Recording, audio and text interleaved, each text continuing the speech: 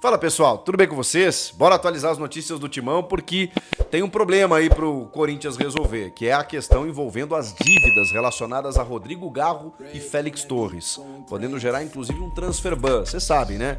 Não consegui inscrever jogador e tudo mais. Eu vou te atualizar tudo a respeito disso. E o time definido para encarar o Fluminense com retornos importantes. Chega mais, eu sou o Chico Garcia, inscreva-se no canal e vamos juntos.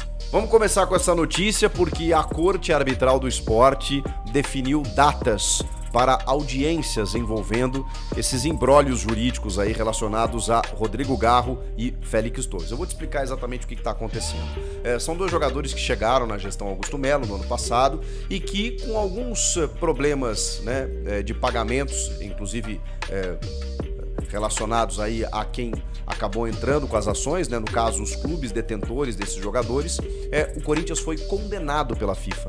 O Corinthians foi condenado pela FIFA num montante aí superior a 9 milhões de dólares a pagar para os clubes correspondentes. Só que entendendo o Corinthians de que não era justo esse valor, o Corinthians acionou a entidade máxima no que diz respeito ao aspecto jurídico do futebol, do esporte, que é a Corte Arbitral do Esporte lá na Suíça. E isso demora, né? Leva um tempo até processual, né? Até tudo ser definido, e agora o CAS definiu as datas das audiências. No dia 30 de abril, o CAS definiu que vai ser discutida a ação movida pelo Tajeres, relacionada à contratação do Rodrigo Garro, e no dia 7 de maio a audiência será com o Santos Laguna, que era o detentor dos direitos do Félix Torres. E aí, eu tô pegando aqui direitinho para vocês terem uma ideia dos valores, no caso do Garro, tá? O Corinthians foi condenado a pagar 3 milhões e 600 mil dólares, além de juros de 18% ao ano, de janeiro de 2024 até a data do pagamento, né, quando o Corinthians pagar, e também determinou que o Corinthians pague uma indenização de 722 mil dólares. Cara, isso aí, na conversão, né, é mais uns 3, 4 milhões de reais. Isso por quê? Porque houve um problema lá na contratação do Garro, de uma divergência relacionada aos impostos, né? Porque aí tem a tramitação, a contratação de um jogador estrangeiro, ela tem um imposto. E muitas vezes não fica no contrato, e esse é o problema, né? Quem que tem que arcar com esse imposto? Se é o clube que está comprando ou é o clube que está vendendo. E esse montante ele não é baixo, é mais de 600 mil dólares. O Corinthians não pagou, o Tajeres reclamou e houve até um problema no registro, na inscrição do Garro. Vocês vão lembrar, ele demorou um tempo para ser liberado. Aí, dentro daquele imbróglio todo, o Corinthians foi lá e pagou à vista 4 milhões de dólares para liberar o jogador, para poder inscrever o jogador. Aí o Tajeres aceitou, mas faltavam algumas prestações. De qualquer forma, esse montante restante, quando não foi pago, o Tajeres foi lá e acionou a FIFA, e a FIFA condenou o Corinthians. Então, esse é o fato, tá? A FIFA condenou o Corinthians. O Corinthians agora está recorrendo. No caso do Félix Torres, aí é um problema do chamado fluxo de caixa, né? Paga a primeira parcela, não paga o restante. Aí fica difícil cobrar, né? Aqui, ó, tem os valores do Félix Torres. No caso do Félix, o Corinthians foi condenado a pagar 4 milhões e meio de dólares, que era o valor restante do contrato. Inclusive parcelas que nem tinham vencido ainda, né? Do tipo assim, tinha parcelas que iriam vencer agora na metade de 25, início de 26. Mesmo assim, os caras cobraram o valor inteiro do contrato e a FIFA deu o ganho de causa. Condenou o Corinthians a pagar todo esse valor, 4 milhões e meio de dólares pelo Félix Torres. Olha que situação. E ainda, juros de 18% ao ano e mais uma multa de 675 mil dólares. Cara, realmente, assim, eu sou muito leigo nessa história, tô apenas dando a informação aqui pra vocês, mas, cara, tipo assim, eu não sei se é a fama de mal pagador que o Corinthians teve nos últimos anos, mas impressionante. Os clubes, obviamente, reclamaram e a FIFA, do tipo, já deu a canetada, né? Não, tem que pagar. E aí, se não pagar, meu amigo, é aquela coisa, né? Enquanto a coisa vai se arrastando no aspecto jurídico, tá tudo certo. Agora, quando definir, se nessas audiências o CAS definir, não, ó, Corinthians, paga e paga agora. O Corinthians vai ter que pagar esse valor à vista. E aí a gente tá falando de 55 milhões de reais. Isso não vai ser agora, tá? Normalmente isso se arrasta um pouquinho, então há uma previsão que essa definição ocorra no segundo semestre apenas. E aí, se o Corinthians não pagar, a implicação maior, vocês sabem, né, é o transfer ban. O que é o transfer ban? É aquela medida da FIFA para esse tipo de caso, né, para clubes que não pagam, né, aquela coisa toda, ficarem impedidos de registrar jogadores, registrar atletas. Então, você pode até contratar, você não pode registrar.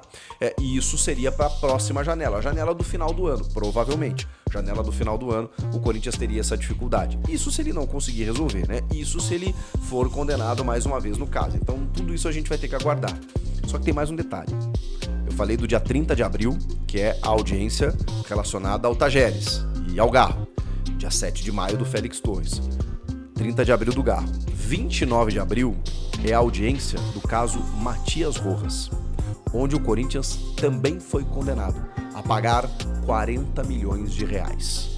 Se o Corinthians for condenado nessas 3 ações, do Rojas, que aí é o Rojas que moveu contra o Corinthians, do Tajeres e do Santos Laguna, nós estamos falando de quase 100 milhões de reais, que precisam ser pagos na bucha. E o Corinthians, obviamente, não vai ter esse dinheiro.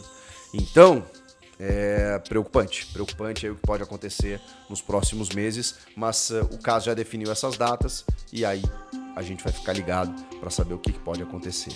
Cara, é impressionante, né? Como um erro, muitas vezes, né? Não tinha dinheiro aqui e tal, porque o Corinthians precisava contratar, tava com problema de o patrocinador não tinha chegado ainda, aquela coisa toda. Difícil. Vai ter que resolver. Vamos falar de coisa boa? Vamos falar de dentro de campo? Porque o Corinthians encara o Fluminense nessa quarta-feira, na Neoquímica Arena, e com o time já definido, né? Como a gente já vinha falando, com os retornos do Fabrício Angileri, que volta importante essa, hein? Meu Deus do céu. O Corinthians não tem o lateral esquerdo reserva, então o Angileri, que assumiu a posição, tá recuperado e vai pro jogo. Mesma coisa o Gustavo Henrique. E tanto que o retorno do Gustavo Henrique, ele faz com que o Félix Torres volte para a defesa, porque ele tinha sido barrado no jogo anterior, contra o Palmeiras, entrado o Kaká, aquela coisa toda, e por questão técnica, tá?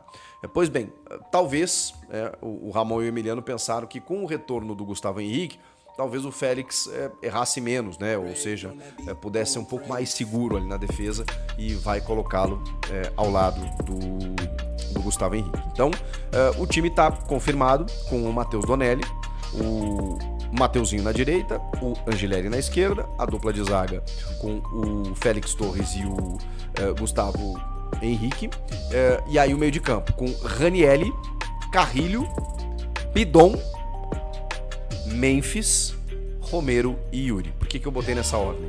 Porque o Memphis é aquele 10, né? Que faz a função do Garro voltando para buscar jogo com o Romero e o Yuri no ataque. Claro que com a bola, em muitos momentos, será um 4-3-3, com 3 volantes e 3 atacantes. Por que o Bidon e não o Martínez? Eu acho que tem uma dúvida aí. Pode ser o Martínez, mas o Bidon, justamente por ter esse engante, né? Essa condução ali de fazer um pouco mais a articulação do jogo. Não que o Martínez não faça, mas ele é um jogador mais espetado, um jogador mais de condução de bola. O Carrilho também, da mesma maneira, né? Um jogador que constrói muito, mas ele não é necessariamente um meia armador. O Bidon consegue fazer, pelo menos tem essa característica, né? Não sei se ele vai conseguir fazer, mas ele tem essa característica. Então, talvez por isso esse formato. Se você coloca 3 atacantes lá na frente e 3 meio-campistas, você pelo menos precisa ter um com capacidade de articular. O Memphis ele vai fazer essa função voltando também, né? Como fizera no primeiro jogo da final do Paulista contra o Palmeiras no Allianz Parque, e funcionou muito bem. Então, assim, dessa maneira, sem o Rodrigo Garro e sem o Coronado de novo, né? Meu Deus do céu. O torcedor tá perdendo a paciência com o Coronado e, cara, eu não posso fazer nada, porque assim, ele joga muita bola. Já falei aqui pra vocês dos relatos dos atletas, dos companheiros, de todo mundo que acompanha ele nos treinos, que é absurdo o que ele faz. Foi um cara importante ano passado em vários jogos, mas ele tem uma dificuldade de ter uma sequência, tem uma dificuldade e justamente quando podia, né? Ele pode estar insatisfeito e tal, né? Com falta de oportunidades, mas assim, ele também não se ajudou, porque nos vários momentos em que ele poderia assumir a responsabilidade, ele poderia ser o camisa 10, né? O meia, pra inclusive até brigar por posição, pra botar uma pulga atrás da orelha. Pô, o Garro tá voltando aí, mas puto, o Coronado tá jogando muito, como é que eu tiro do time? Não, ele não conseguiu fazer isso. Ele não teve uma sequência, seja por lesão, seja muitas vezes por preferência do treinador, e aí a gente não sabe exatamente por quê, né? Pode ser que ele não estivesse demonstrando, né, sei lá, alguma vontade a mais, eu não sei. O fato é que o Coronado perdeu espaço. E muito por conta de lesões em momentos inoportunos. Então é uma pena, porque ele poderia muito bem assumir essa condição nesse momento. Tá fora de novo.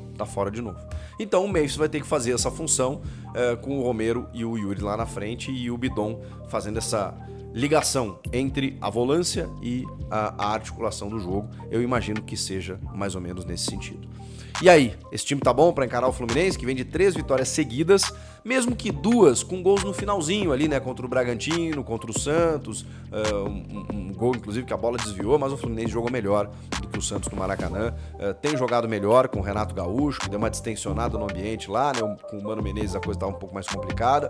É um Fluminense de bons resultados, que tem bons jogadores. E vai ser difícil assim, porque provavelmente será um grande duelo, mas o Corinthians precisa se recuperar da pancada no derby. Se quiser se manter ali entre os primeiros, vocês viram que esse campeonato ele tá insano. Em termos de competitividade, não tem ninguém 100%, todo mundo tropeçou em algum momento, então assim, tem que pontuar, e é em casa. Então, vamos ver o que acontece nesse Corinthians e Flu. O que vocês acharam? Comenta aqui, inscreva-se no canal, eu volto na próxima. Tchau!